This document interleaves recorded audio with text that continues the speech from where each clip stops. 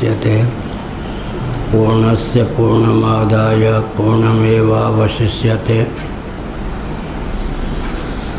नमो ब्रह्मादिभ्यो ब्रह्म विद्या संप्रदाय कर्तृभ्यो वंश ऋषिभ्यो नमो महद्भ्यः। सर्वोपप्लवरहितः प्रज्ञानघन प्रत्यगर्थो ब्रह्मैवाहमस्मि। नारायणाखिल गुरो भगवन् नमस्ते शिवाय नमः। शिवलिंगाय नमः। तन्मे मनः शिव संकल्पमस्तु सर्वे भवन्तु सुखिनः। नामापिते च मधुरं मधुरं स्वरूपं कर्मापिते च मधुरं मधुरा स्मृतिश्च बुद्धिं प्रबोधय प्रभो। मधुबोधशक्तिं विद्यां प्रयच्छ परमां परिभावयामि। कोमलं कूजयन् वेणुं श्यामलोऽयं कुमारकः वेदवेद्यं परं ब्रह्म भासतां हृदये मम। कूजन्तं राम रामेति मधुरं मधुराक्षरम् आरुह्य कविता शाखां वन्दे वाल्मीकिकोकिलम्। निगमकल्पतरोर्गलितं फलं शुकमुखादमृतद्रवसंयुतं पिबत भागवतं रसमालयं। मुहुरहो रसिका भुवि भावुकाः तृणादपि सुनीचेन तरोरपि सहिष्णुना। अमानिना मानदेन कीर्तनीय सदा हरि। नारायणाखिल गुरो भगवन् नमस्ते शिवाय नमः। शिवलिंगाय नमः। तन्मे मनः शिव संकल्पमस्तु सर्वे भवन्तु सुखिनः। श्री राम जय जय राम।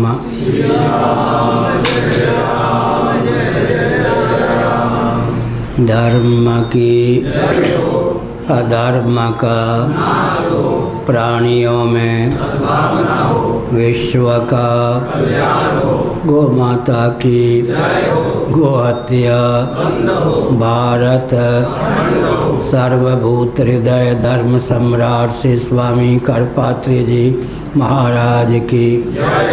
श्री जगन्नाथ महाप्रभु की। श्री बलभद्र महाप्रभु की। भगवती सुभद्रा देवी की। हर हर।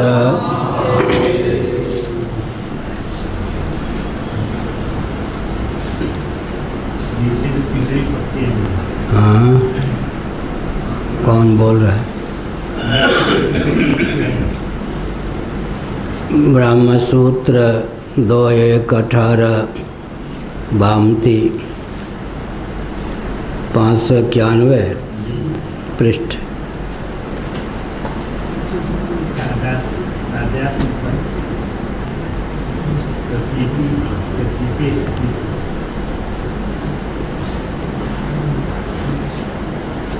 नारायण।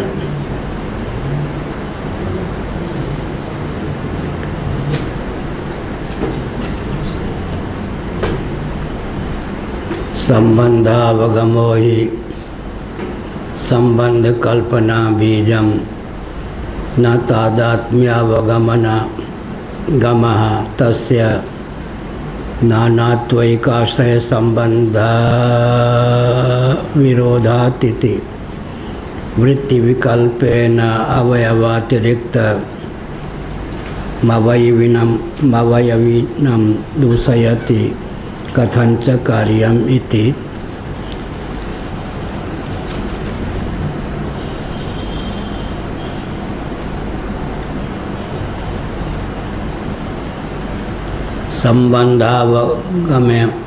संबंधावगमो ही संबंध कल्पना बीजम।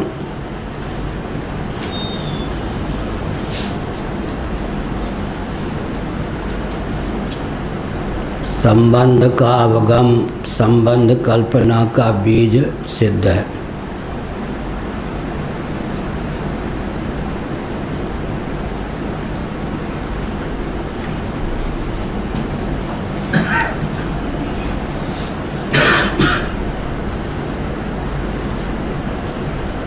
संबंध का अवगम अधिगम होता है तो बिना संबंध कल्पना के संभव नहीं है। न तादात्म्यावगमः तस्य नानात्वैकाश्रय संबंध विरोधात् इति।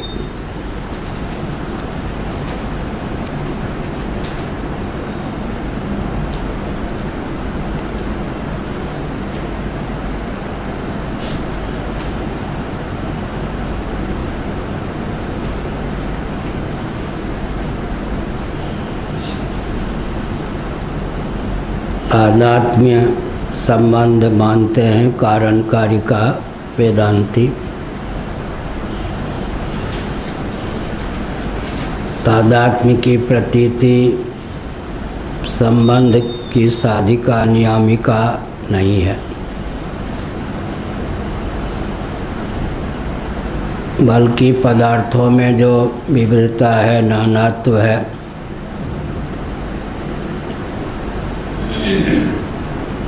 उसी को लेकर संबंध का विरोध प्राप्त होता है।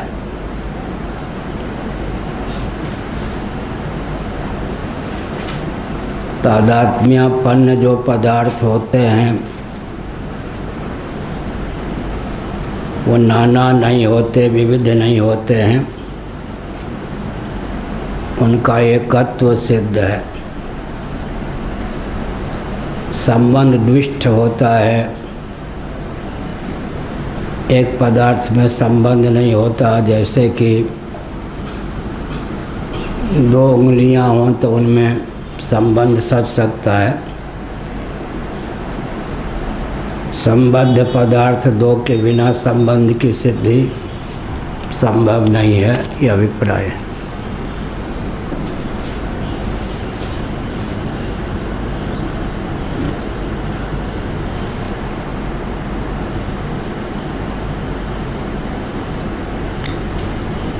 नानात्वैकाश्रय संबंध विरोधात् इति वृत्ति विकल्पेन अवयवातिरिक्तम् अवयविनं दूषयति कथं च कार्यम् इति यह कहा। संबंध सदैव विविध पदार्थों का ही होता है। हम वेदांती तादात्म्य मान लेते हैं, नानात्व समानाधिकरणीभूत संबंध का विरोधी है। एकत्व को लेकर क्या करेंगे? विविध पदार्थ हैं, उनमें तादात्म्य कारण कार्य भाव को लेकर सत्ता है। मिट्टी में जो घट आदि हैं तादात्म्य संबंध से रहते हैं। इस तथ्य को उद्भाषित किया गया।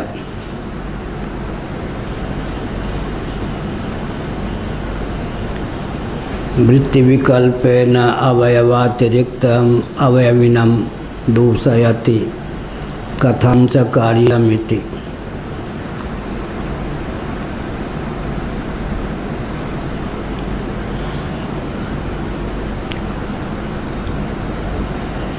अवयवी पदार्थों का अवयवों में समवाय माना जाता है। समवाय संबंध से अवयवी अवयव में विद्यमान रहते हैं। मिट्टी का चूर्ण हो तो मिट्टी में समवाय संबंध से चूर्ण को अगर पिंड का रूप दे दिया जाए तो चूर्ण में समवाय संबंध से पिंड की स्थिति हो जाती। पिंड को अगर कपालद्वय का रूप दे दिया जाए तो कपालद्वय समवाय संबंध से पिंड में रह जाते हैं। कपालद्वय को युग्म रूप घट का रूप दे दिया जाता है तो घट समवाय संबंध से अपने कपालद्वय में प्रतिष्ठित मान्य होते हैं। इस प्रकार का न्याय है। अनेक को लेकर संबंध बनता है, स्वगत सजातीय और विजातीय। अवयव को लेकर स्वगत वेद की प्राप्ति होती है। कल मैंने उदाहरण दिया, वट का एक फल है, उसमें अनेकों बीज हैं। स्वगत वेद संपन्न उन बीजों को माना जाता है और कालांतर में कल्पना कीजिए भूमि आदि के संसर्ग से एक एक बीज वृक्ष का रूप धारण कर लें तो उन वृक्षों में साजाति संबंध की सिद्धि हो जाती है। एक वट का वृक्ष दूसरे वट के वृक्ष से सजाती होता है। वट विशेषण न लगावें तो कोई भी वृक्ष हो, आम अमरूद इत्यादि का, उनमें साजाति संबंध बन जाता है। वट विशेषण लगावें तो अनेक वट वृक्ष सजाती होकर रहते हैं। पत्थर इत्यादि से विजातीय भेद होता है, या गोंद निकल आवे तो गोंद से विजातीय भेद हो जाता है। कल मैंने कहा विजातीय का अर्थ होता है विसदृश, विजातीय के मूल में सजातीय होता है, सजातीय का अर्थ होता है सदृश, सजातीय के मूल में स्वगत होता है। स्व एकत्व का द्योतक है, उसमें जो विविध रहते हैं उनका परस्पर स्वगत भेद होता है। जैसे कि एक वट का फल है, उसमें जितने बीज होंगे वो स्वगत भेद संपन्न होंगे। उदाहरण दे ही दिया, एक एक बीज से कदाचित एक एक वृक्ष पृथ्वी आदि के संसर्ग से उत्पन्न हो जाएं तो उन वृक्षों में सजाति भेद हो जाएगा। पाषाण इत्यादि से या गोंद इत्यादि से उनका विजातीय भेद भी सज जाता है। भेद जो होता है वो नानात्व का द्योतक होता है, चाहे स्वगत हो, चाहे सजाती हो, चाहे विजाती हो। तो हमने संकेत किया माया ब्रह्म में रहती है तो स्वगत भेद का आधायक है या नहीं, प्रश्न उठता है। ब्रह्म भी चेतन, जीवेश्वर भी चेतन। माया को लेकर जो ब्रह्म जीव और ईश्वर के रूप में फलित अभिव्यक्त होता है, उनको लेकर सजाति भेद की प्राप्ति होती है या नहीं, और सृष्टि जगत अचित को लेकर विजाति भेद की प्राप्ति होती है या नहीं, यह हुआ। लेकिन महाप्रलय की दशा में एकमेवा द्वितीयम, एकम एव अद्वितीयम, सदैव सौम्यदम अग्र आसीत एकमेवा द्वितीयम। हे सौम्य, शीतल स्वभाव वाले चंद्रमा के सदृश, आह्लादित करने वाले कर्कशता से दूर, महाप्रलय की अवस्था में एकमात्र सत्य ही स्थित था। वो कैसा था? एकम एव अद्वितीयम।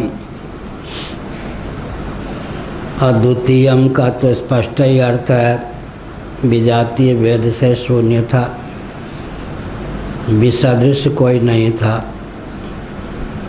अब एकम और एव रह गया। न्याय की सरणी, वैशेषिक दर्शन की सरणी के अनुसार विचार करें तो एक जो होता है वो जाति बाधक होता है। 6 जाति बाधक हैं, उनमें एक जाति बाधक होता है। अनेक को लेकर जाति की सिद्धि होती है। घट अनेक हैं तो घटत्व जाति है। आकाश एक है तो आकाशत्व को जाति न कहकर धर्म कह सकते हैं। तो न्याय वैशेषिक की सरणी के अनुसार जब एकमेवा द्वितीयम कहते हैं तो एकम कहने पर सजातीय भेद का वारण मान लें। अद्वितीयम कहने पर विजातीय भेद का वारण मान लें, एव कहने पर स्वगत भेद का वारण मान लें। क्योंकि एक जो होता है जाति बाधक होता है नैयायिकों की सरणी से, वेदांतियों की सरणी से एकमेवा द्वितीयम, एक ही अद्वितीय, यही अर्थ होगा। एक को स्वगत भेद का वारक मान लेंगे, एव को सजातीय भेद का वारक मान लेंगे, विजातीय भेद का वारक मान लेंगे। अद्वितीय को प्रस्थान भेद से अद्वितीय को लेकर कोई विगान न होने पर भी एकम और एव को लेकर अर्थ में भेद किया जा सकता है विवक्षावसात।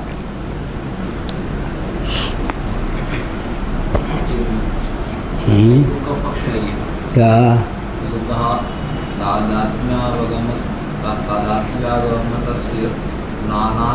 नानात्वैकाश्रय संबंध विरोधादि। तादात्म्यापन्न पदार्थ नहीं हो सकते विविध। जैसे मिट्टी कहते हुए सत्यम कहा तो मिट्टी में घट आदि रहते हैं, एक होता है और एक पदार्थ में संबंध होता नहीं। संबंध तभी सिद्ध होगा जब पदार्थ में अनेकत्व होगा। संबंधी संबद्ध पद, एक को लेकर मेरा संबंधी कौन एक को लेकर संबंध की सिद्धि नहीं होती। तो तादात्म्य में भी संबंध है या नहीं, तो नानात्व की प्रसक्ति होगी या नहीं होगी ही।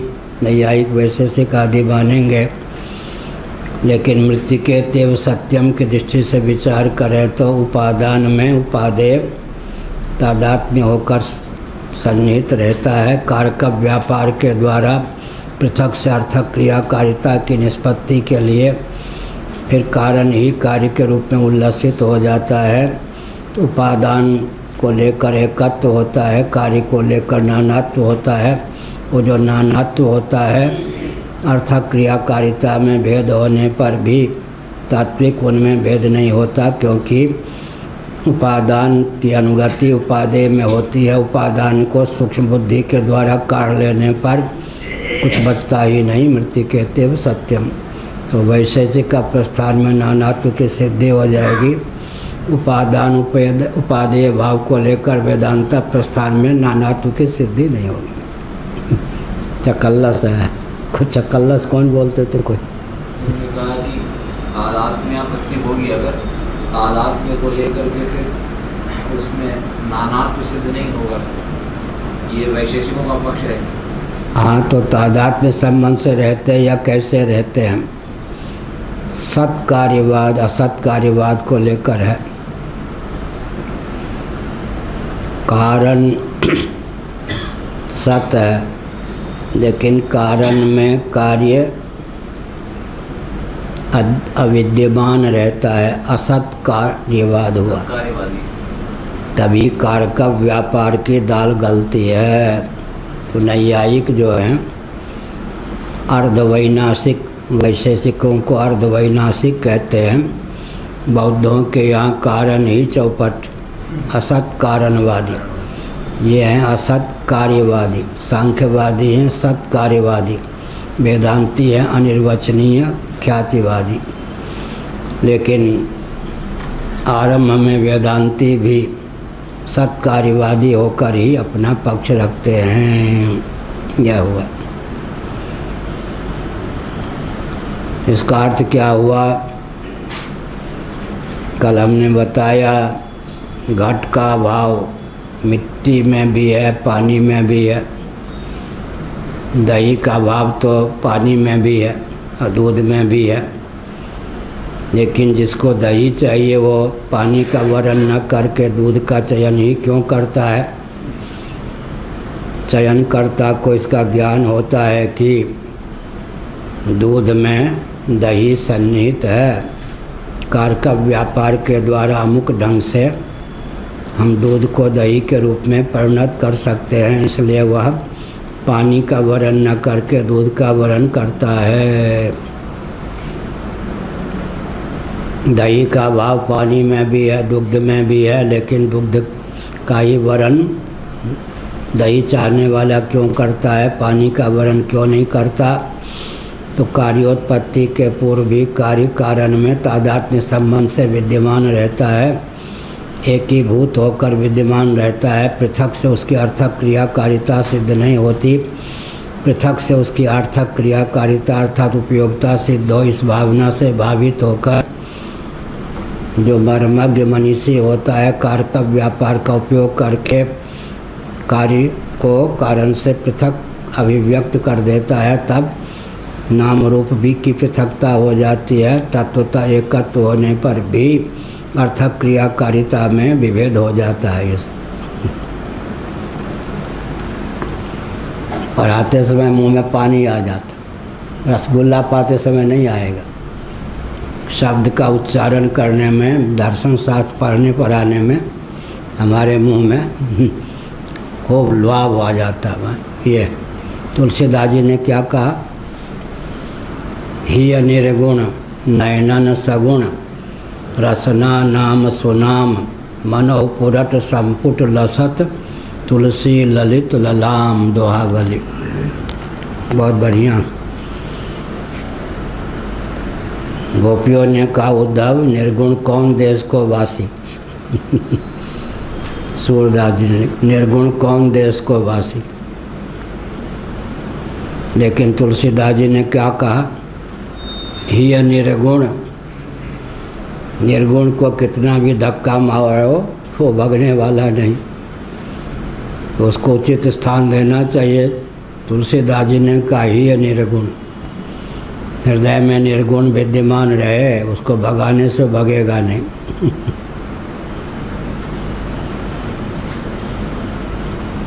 स्वामी अखंडानंद जी महाराज के यहाँ एक बाबा आ गया भोजन करने।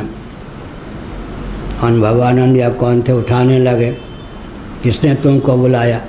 उसने कहा, अंग्रेज को किसने बुलाया? अंग्रेज आ गया था। ऐसे भोजन के समय भूख लगी, मैं आ गया, बोलती बंद कर दिया अनुभवानंद के। ऐसे ही निर्गुण, हृदय में निर्गुण परमात्मा, नयनन सगुण, नेत्रों के सामने वही सगुण होकर विद्यमान। ये बीच में क्या है? रसना, वाक इंद्रिय न के रसना का। ये जो वाक, ये जिह्वा है ना, सबसे चमत्कारपूर्ण अंग है। तीन तीन इंद्रियों को व्यक्त करने का संस्थान है। पांडे जी कौन? जिह्वा। बोलते समय वाक, स्पर्श करते समय त्वक,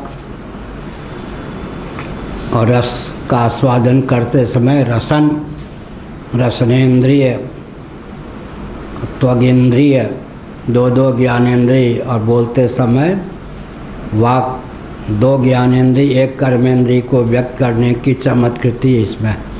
ऐसा चमत्कारपूर्ण कोई अंग नहीं है जो तीन तीन इंद्रियों को व्यक्त कर ले।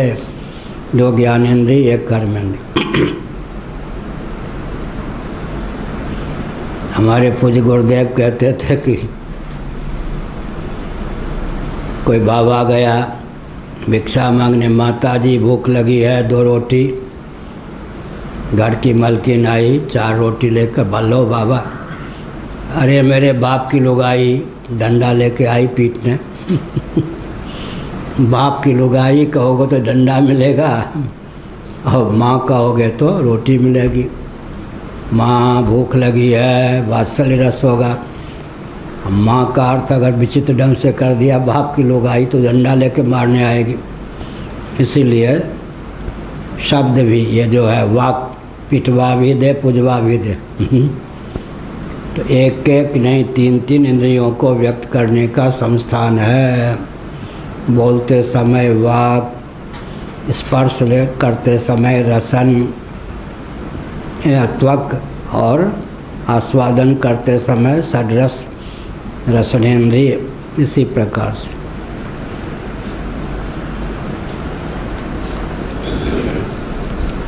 कहाँ चल रहा था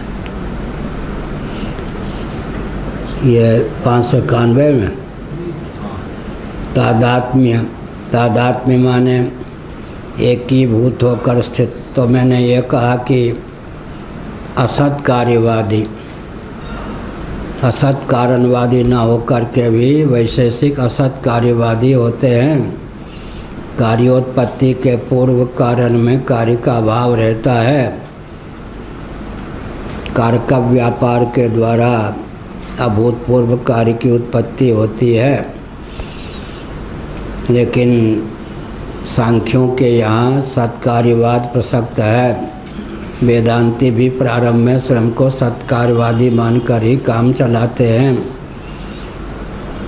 पानी में भी दही का भाव है, दूध में भी दही का भाव है, लेकिन दही चाहने वाला दूध का वर्ण ही क्यों करता है? उसे इस तथ्य का ज्ञान है कि दूध को अमुक विधा से दही का रूप प्रदान किया जा सकता है। पानी को किसी भी विधा से दही का रूप प्रदान नहीं किया जा सकता। इसलिए तादात्म्य संबंध से कारण में कार्य पहले से ही विद्यमान रहता है। पृथक से उसको अभिव्यक्त करने के लिए कारक व्यापार की उपयोगिता होती है। पृथक से व्यक्त हो जाने पर उसकी अर्थक क्रियाकारिता भी पृथक से चरितार्थ होती है। कल हमने कई उदाहरण दिया एक ही को लेकर, दूध में दही और दही में नवनीत, मक्खन, मक्खन में घृत और घृत में मंड। घृत सार सर्वस्व का नाम है, मंड लो, एक में दूसरे का सन्निधान है तादात्म्य संबंध से। दूध में दही और दही में नवनीत मक्खन और मक्खन में घृत और घृत में मंड, इस प्रकार से।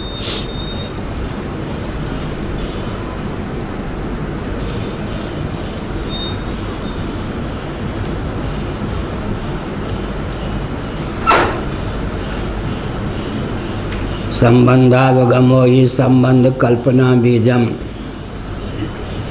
संबंध का जब अवगम होता है तो संबंध की कल्पना का बीज प्राप्ति हो जाता है। न तादात्म्यावगमः तस्य नानात्वैकाश्रय संबंध विरोधात् इति वृत्ति विकल्पे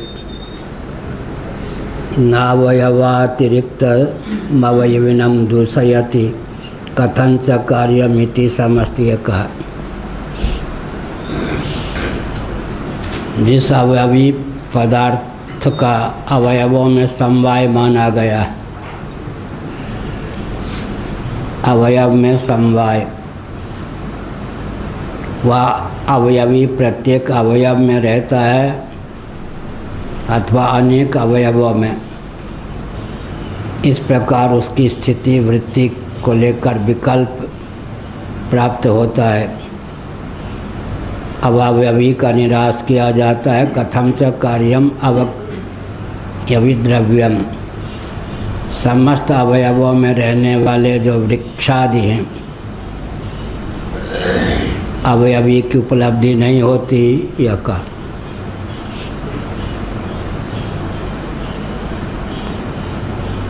वृक्षादि के मध्य और पिछले भाग में अवयवों का दृष्टा के इंद्रिय से संबंध नहीं होता। जो भी समतल वस्तु होगी या इस ढंग से गोल वस्तु होगी, उसका स्वभाव क्या होगा?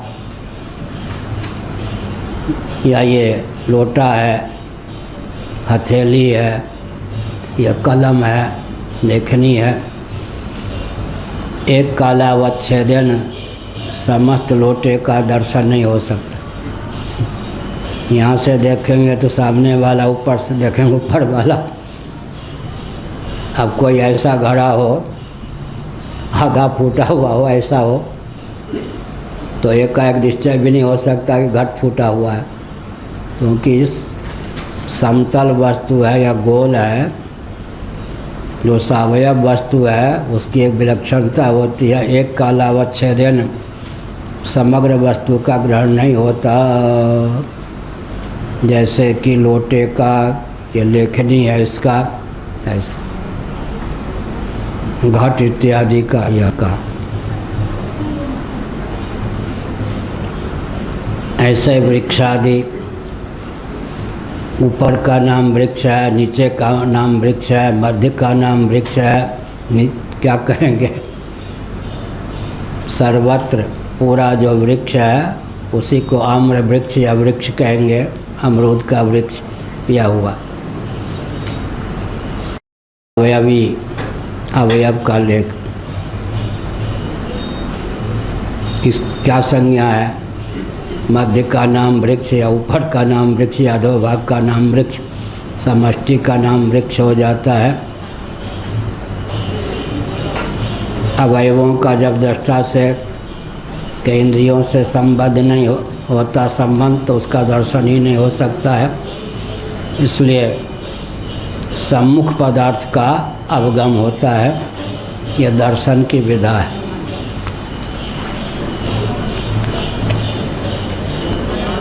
गया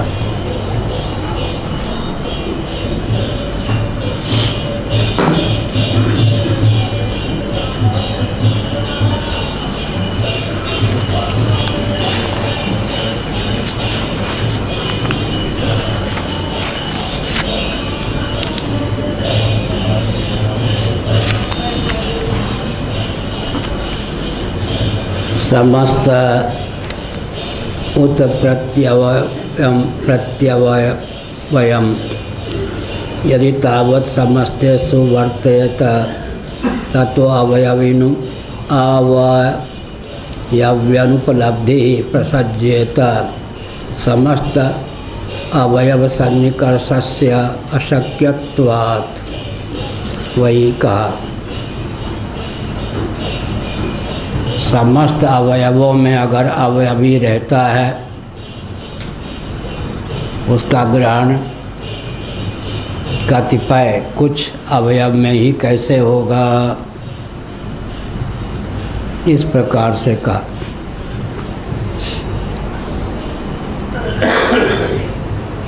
नहीं बहुत्वम समस्तेषु आश्रयेषु वर्तमानम व्यस्ताश्रय ग्रहणेन गृह्यते। बहुत बढ़िया। अनेक आश्रय में रहने वाला जो बहुत्व है, जैसे अनेक घट हैं तो उसमें बहुत घट कहना संभव है। एक आश्रय के ग्रहण से तो नहीं हो सकता। समस्त अवयवों में रहने वाला जो अवयवी है, गिने चुने अवयव का दर्शन ज्ञान बोध हो भी जाए तो भी उसका ग्रहण संभव नहीं। ऐसे ही जैसे वृक्ष शरीर है तो आगे के भाग का नाम शरीर है, पीछे के भाग का नाम शरीर है, और एक कालावच्छेदन समस्त शरीर का दर्शन संभव भी नहीं है।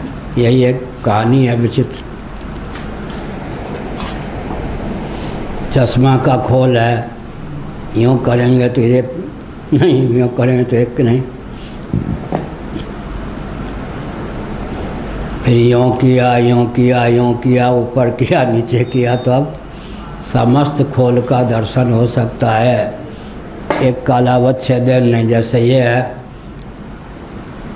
यहाँ का दर्शन हो गया तो ये नहीं हुआ। यही दर्शन की विधा है।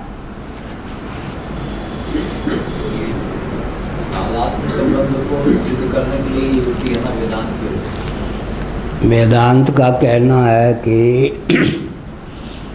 एकमेवा द्वितीयम, नानात्व जो है वो मिथ्या है, एकत्व ही सत्य है। लेकिन एक ही तत्व अब आगे आएगा, स्वनिष्ठ शक्ति के योग से विविध रूपों में अभिव्यक्त होता है। पंचदशीकार विद्यारण्य स्वामी जी ने इस तथ्य को उद्भाषित किया कि शक्ति की क्या विचित्रता होती है। अपनी विद्यमानता से अपने आश्रय को सद्द्वितीय नहीं होने देती, अपने कोटि कोटि क्रियाकलाप कार्यों से भी अपने आश्रय शक्तिमान को सद्द्वितीय नहीं होने देती। विद्यारण्य स्वामी जी पंचदशीकार ने लिखा कि मृन्निष्ठ माने मिट्टी में रहने वाली स्निग्धता नाम की शक्ति है। उस शक्ति को लेकर के मिट्टी सद्गति नहीं हो जाती, और शक्ति के जो कार्य हैं घट कुल्लड़ सकोरे आदि, उनको लेकर के भी, विविध कार्यों को लेकर के भी मिट्टी में सद्वितीयत्व की प्राप्ति नहीं होती। हे देवदत्त, इधर तो आना। अब देवदत्त आ गया। अब कोई बुलाना दे। चलने की शक्ति को लेकर क्यों आया? चलने की शक्ति को लेकर तू दो हो गया। ऐसा तो रे होगा। देवदत्त के वो बुलाने पर देवदत्त आ गया। गमनक क्रिया को संपादन करने वाली शक्ति देवदत्त में हो ही नहीं, देवदत्त आवे कैसे? तो बहुत बढ़िया, यही शक्ति की लोकोत्तर विलक्षणता है, या लोक सम्मत भी विलक्षणता है, वेद सम्मत विलक्षणता है कि अपने आश्रय सत्य को अपनी विद्यमानता से जहाँ सद्गति नहीं होने देती, वहाँ कोटि कोटि क्रियाकलापों को लेकर भी सद्गति नहीं होने देती। जैसे कि मृन्निष्ठ स्निग्धता नाम की जो शक्ति है, वो अपनी विद्यमानता से मिट्टी को जहाँ सद्गति नहीं होने देती, वहाँ घट कुल्लड़ सकोरे आदि विविध कार्यों के योग से भी अपने आश्रय शक्त को सद्गति नहीं होने देती। शक्य, शक्त, कार्य का नाम शक्य, कारण शक्ति के योग से शक्त हो गया। अशक्त हूँ, असमर्थ हूँ। सशक्त हैं, ये समर्थ हैं।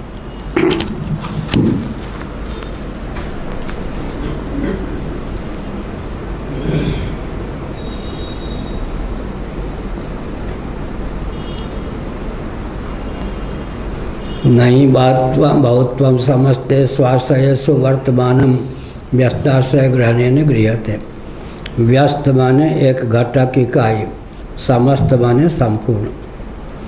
नहीं बहुत्वं समस्ते स्वाश्रय सुवर्तमानम, समस्त आश्रयों में रहने वाला जो बहुत होता है, वो व्यस्त के व्यस्ताश्रय ग्रहण न, किसी एक घटक इकाई के ग्रहण से सर्वतोभावेन गृहीत नहीं होता। समस्त अवयवों में रहने वाला जो अवयवी है का ग्रहण कुछ अवयवों के ग्रहण से नहीं मान्य होता। क्यों न माना जाए? नहीं बहुत्वम, अनेक आश्रय में रहने वाला जो बहुत्व है, किसी एक के ग्रहण से उसका ग्रहण नहीं हो सकता।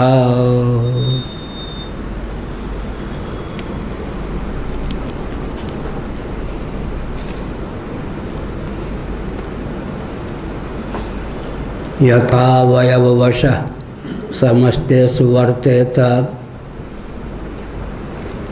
तदाप्यारंभकावयवव्यतिरेकेण अवयविनो अवयवा कल्प्येरन् यैरारंभकेषु अवयवेषु अवयवशो अवयवी वर्तेत कोशावयव्यतिरिक्तैः यवैः असिः कोशं व्याप्नोति।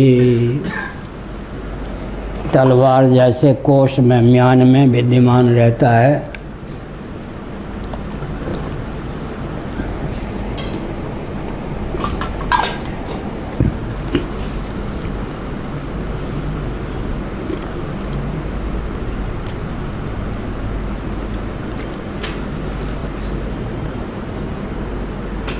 यथावयवशः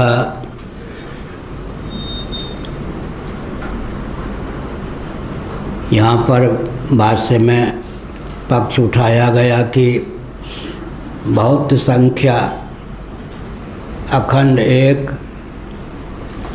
और अनेक में रहने वाली है। व्यासज्य वृत्ति इसको कहते हैं, अनेक में रहने वाली।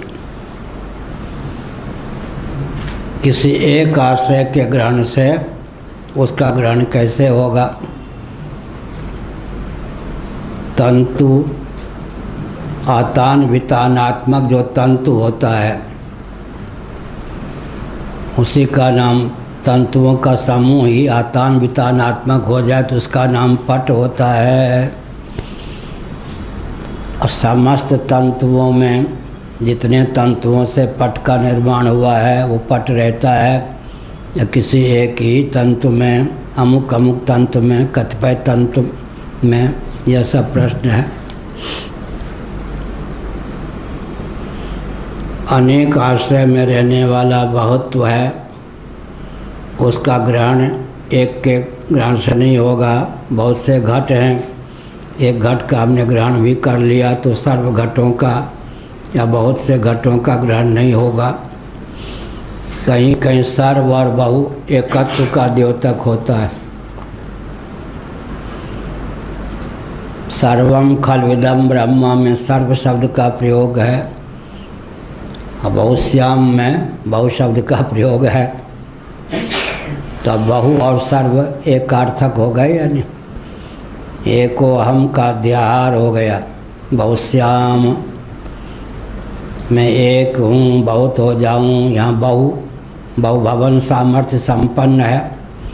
और सर्वम खल्विदम ब्रह्म, यहाँ सर्व शब्द का प्रयोग किया गया है तो वहाँ का सर्व यहाँ का बहु दोनों में एकत्व हो गया। अर्थात कहीं कहीं बहु का नाम, बहु माने बहुत, समस्त हो जाता है। एको हम बहुश्याम और सर्वम खल्विदम ब्रह्म। यह तो बहुतों में अवयव एक एक तंतु हैं, 50 तंतु, सैकड़ों तंतु मिल कर के आतान वितानात्मक एरेवेर ऐसे आतान वितानात्मक तंतु समुदाय का नाम पट हो जाता है बिनने की विधा से। अब पट जो है एक एक तंतु में है, कुछ तंतु समुदाय में है या समग्र पट की संरचना में जितने तंतुओं का उपयोग विनियोग होगा हुआ उसमें है। इस प्रकार का शास्त्रार्थ।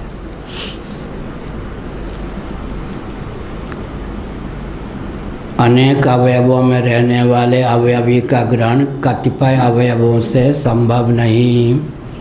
कुछ अवयवों का ग्रहण हो जाने पर भी संभव नहीं। जैसे वृक्ष, केवल डाल का नाम वृक्ष है या केवल फूल का नाम वृक्ष है या केवल मध्य का नाम वृक्ष है, क्या कहेंगे? केवल मूल का नाम वृक्ष है, समग्र शाखा प्रशाखा से युक्त, पत्र पुष्पादि से युक्त का नाम वृक्ष हो गया। इसी प्रकार से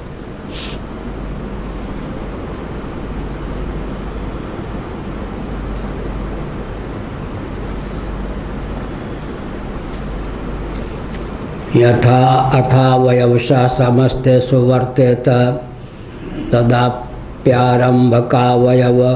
व्यतिरेकेण अवयविनो अवयवा कल्प्यरन् यैरारंभकेषु अवयवेषु अवयवशो अवयवी वर्तेत कोशावयव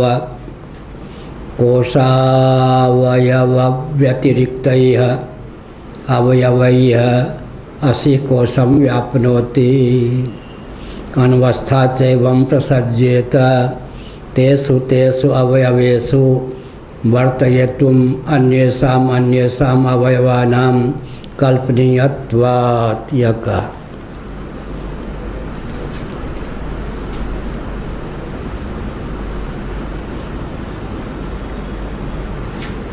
बहुत जो संख्या होती है वह अनेक में रहने वाली होती है, एक और अनेक में रहने वाली। किसी एक आश्रय का ग्रहण कर लेने पर समग्र का ग्रहण नहीं हो सकता, क्योंकि व्याप्त होता है, अनेक आश्रयों में रहता है। जैसे कि अनेक तंतुओं में रहने वाला पट होता है, ऐसे ही शाखा प्रशाखा मूल आदि में सबको मिला कर के वृक्ष संज्ञा होती है। एक ही अवयव या गिने चुने अवयव का नाम ही वृक्ष नहीं होता है।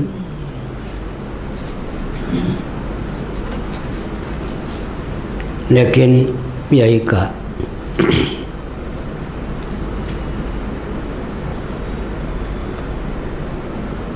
अथावयवसा समस्तेषु वर्तेत तदाप्यारम्भकावयव व्यतिरेकेण अवयविनोऽवयवा कल्प्येरन् यैरारम्भकेषु अवयवेषु अवयवशो अवयवी वर्तेत कोशावयव व्यतिरिक्तैः अवयवैः असि कोशं व्याप्नोति। इस पर कहते हैं कि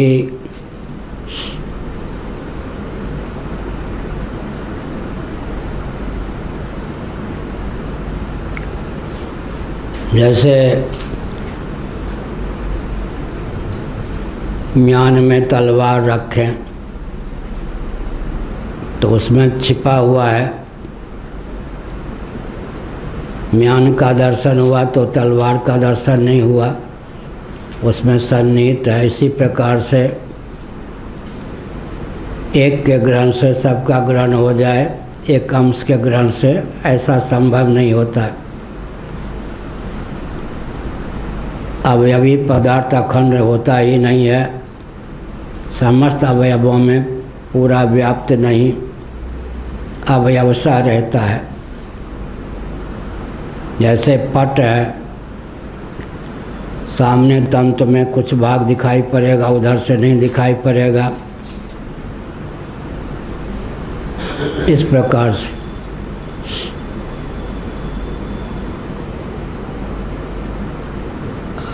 ऐसे ही कोश, म्यान में तलवार रखा, हम म्यान का दर्शन होने पर भी उसमें सन्निहित प्रविष्ट तलवार का दर्शन नहीं होता। कोशावयव हो गया। अनवस्था चैवं प्रसज्येत तेषु तेषु अवयवेषु वर्तयितुम् अन्येषाम् अवयवानां कल्पनीयत्वात् अथ प्रत्यवयवं वर्तेत तदैकत्र व्यापारे अन्यत्र व्यापारः स्यात्। नहीं देवदत्त स्नुघ्ने आगरा सन्निधीयमानः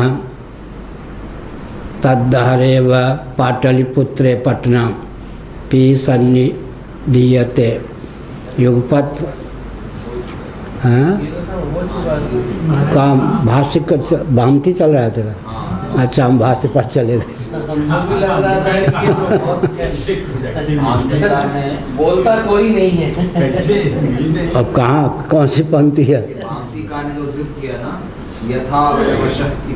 हमको बहुत दिन हो गई देखते देखते। कहाँ कितनी कौन सी पंक्ति है? दूसरी पंक्ति यथावशयति, वो ठीक है। बहुत संख्या ही स्वरूपेण व्यासज्य संख्येषु वर्तत इत्येकतम् असंख्येया ग्रहणेऽपि न गृह्यते। समस्त व्यासंगित्वात् तद्रूपस्य अवयवी तु न स्वरूपेण अवयवान् व्याप्नोति अपितु अवयवशः तेन यथा सूत्रमवयवैः कुसुमानि व्याप्नुवन् न समस्त कुसुमम् अग्रहणमपेक्षते। कतिपय कुसुमस्थानस्यापि तस्योपलब्धेः एवं अवयवव्यपीति भावः।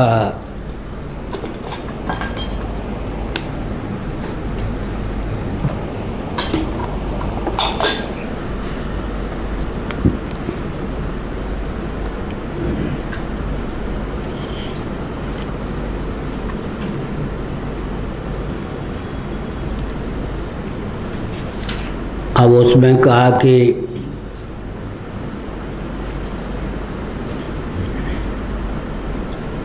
बहुत्व की पूर्ति एक एक को लेकर होती नहीं, सबको मिला कर के ही होती है। एक के ग्रहण से बहुत्व का ग्रहण हो ही नहीं सकता है, कतिपय के ग्रहण से समग्र का ग्रहण नहीं होता है। इस प्रकार अनेक आश्रयों में व्याप्त होता है, जैसे बहुत से धागे हैं, सब मिलाकर आतान वितानात्मक तंतु समुदाय का नाम पट हो जाता है।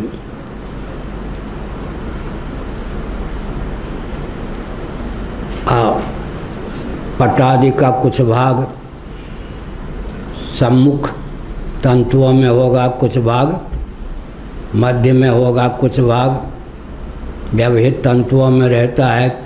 ऐसे ही कोई पट को दिखा दे तो सर्वथा समग्र पट का ग्रहण हो ही नहीं सकता है, यह कहा। पुष्पों में जो धागा है अनुगत तो है, लेकिन एक साथ सब का दर्शन नहीं होता। कतिपय फूलों में अवस्थित ग्रहित होता है। अवयवी पदार्थ भी समस्त अवयवों के ग्रहण की अपेक्षा न करके कतिपय अवयवों के ग्रहण मात्र से गृहीत क्यों नहीं होगा? पूर्व पक्ष है। जैसे माला है, उसमें धागा अनुगत है,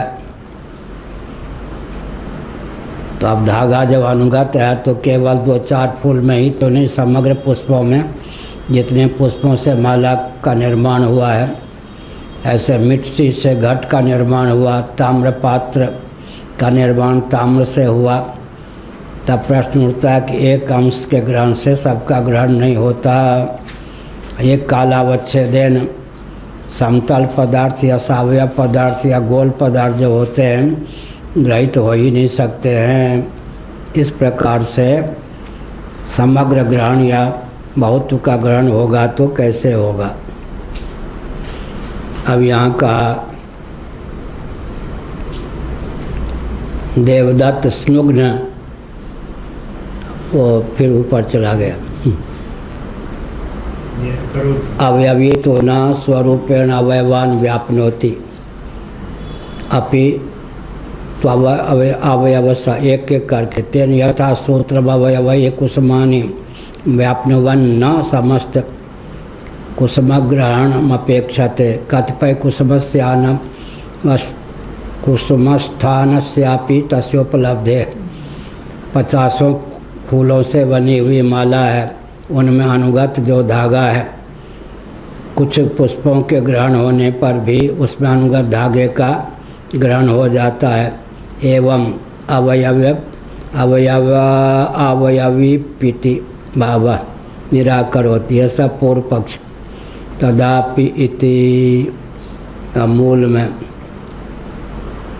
अगर ऐसा कहो तो तदापि तीसरी पंक्ति भाषिक आरंभ का अवयव व्यतिरेकेण अवयविनो अवयवा कल्प्यरन् यैरारंभकेषु अवयवेषु अवयवसो अवयवी वर्तते कोशावयव्यतिरिक्तैः अवयवैः असि कोशं व्यापनोति। यह कहा।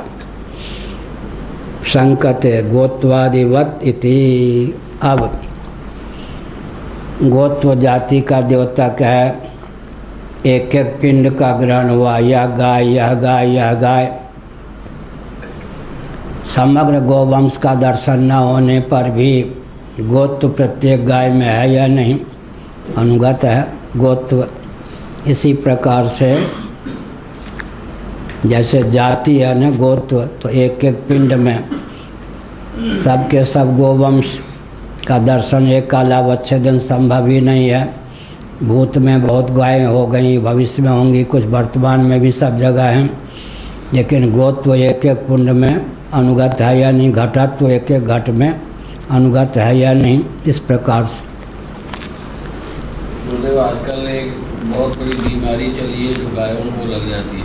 और वो उसमें पहले लगती है तो उसमें फफोले पड़ते हैं और फूट जाते हैं, तो घाव बन के और पूरी नष्ट ही गाय हो जाती है। कोरोना की तरह, जैसे अभी कोरोना किसी को हो जाता तो उम्मीद नहीं होती थी, गया ही, वैसे ही ये बीमारी जिस गाय को लग गई वो गई, रुकती नहीं। तो क्या करना चाहिए? तो मैंने आज वो अहमदाबाद से कुमुद वर्मा का फ़ोन आया था। अच्छा। हमने कहा कि इसको प्रधानमंत्री आदि के लिए जो फेसबुक आदि के माध्यम से सबका ध्यान आकर्षित करिए कि गवर्नमेंट का ध्यान जाए और इसके लिए कुछ उपाय आदि करें वो लोग। ये मैंने उनको संदेश दिया है, कहा।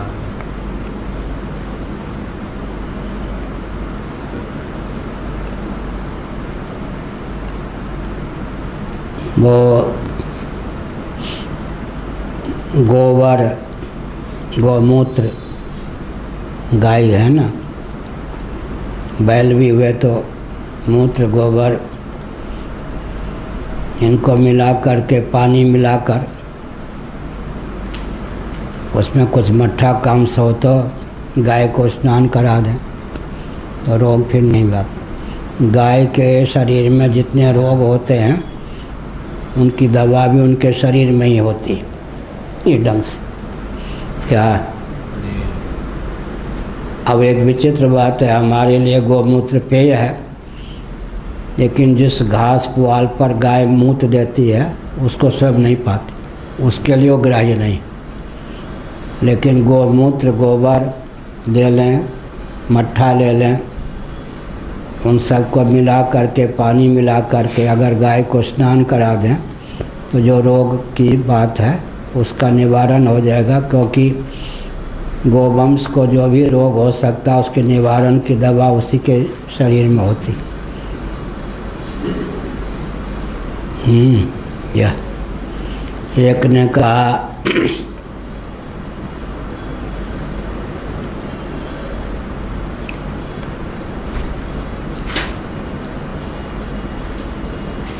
चलो फिर उधर चलिए।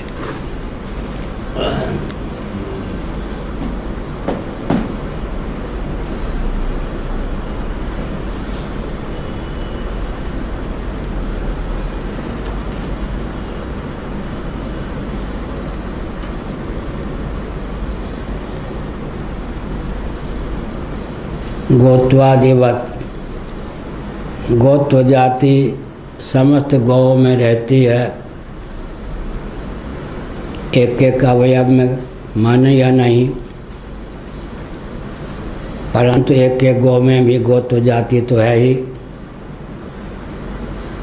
इसलिए एक भी गाय का ग्रहण हुआ तो गोत्व का ग्रहण हो ही जाता है। यह कहा ऐसे अवयवी पदार्थ प्रत्येक अवयव में सन्निहित होता ही है। ऐसा मानने पर कोई दोष की प्रसक्ति नहीं होगी। यह पूर्व पक्ष प्राप्त हुआ। इस प्रकार की शंका का समाधान भगवान शंकराचार्य ने कहा, अनुभव के बल पर यह आपका कथन उचित नहीं।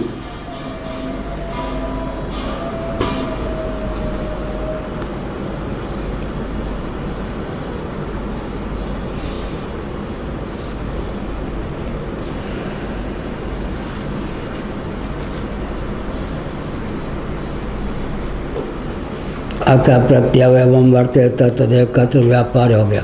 नहीं देवदत्त स्नुघे सन्निधि माना। अगर देवदत्त नामक व्यक्ति आगरा में है, उसी दिन उसी समय पाटलिपुत्र पटना में नहीं है, ये भाष्य में कहा। युगपत अनेकत्र वृत्ति संभव नहीं। एक व्यक्ति है तो एक ही स्थान पर रह सकता है।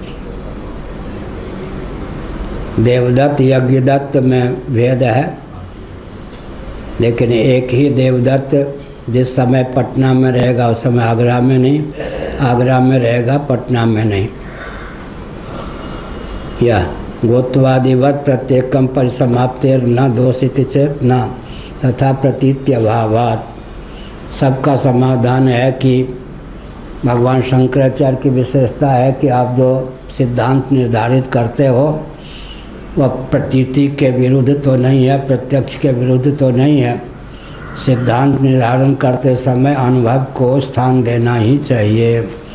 नारायण अखिल गुरो भगवन् नमस्ते शिवाय नमः शिवलिंगाय नमः तन्मे मनः शिव संकल्पमस्तु सर्वे भवन्तु सुखिनः। नारायण। श्रीमद् जगद्गुरु शंकराचार्य भगवान की